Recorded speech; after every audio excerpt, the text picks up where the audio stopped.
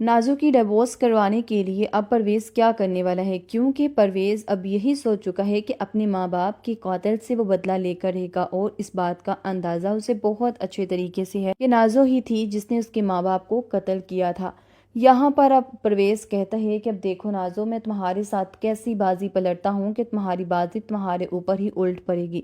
جہاں پر وہ اپنی ہی بہن کو اب گھر بھی گفٹ کرنے والا ہے، لیکن کسی کی یہ امید بھی نہیں تھی کہ آخر پرویز جس گھر میں رہتا ہے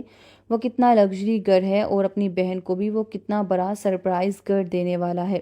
یہاں پر جو کہ عمر کی نظر میں اب مریم جو کہ غریب ٹھہرائی ہوئی تھی، اب تو اس کی ساری بدگمانیاں دور ہو جائیں گی، کیونکہ مریم کو اسے اپنی ماں کی وجہ سے ہی شکایت تھی، بلکہ وہ تو مریم سے محبت بھی کرتا تھا۔ یہاں پر اب جیسے ہی مریم کے گھر ملتا ہے گفٹ میں، تو عمر تو یہ دیکھ کر ایک دم حیران ہو جاتا ہے، کیونکہ جو اس نے اپنی بہن کو گفٹ گھر دیا تھا اس کے مد مقابل تو یہ گھر بہت ہی زیادہ عالی شان تھا۔ یہاں پر نازو کے دل پر تیر بھی چلتے ہیں کہ آخر ایسا کیسے ممکن ہے کہ یہ سب کچھ اس کے بھائی نے اسے گفٹ کیا۔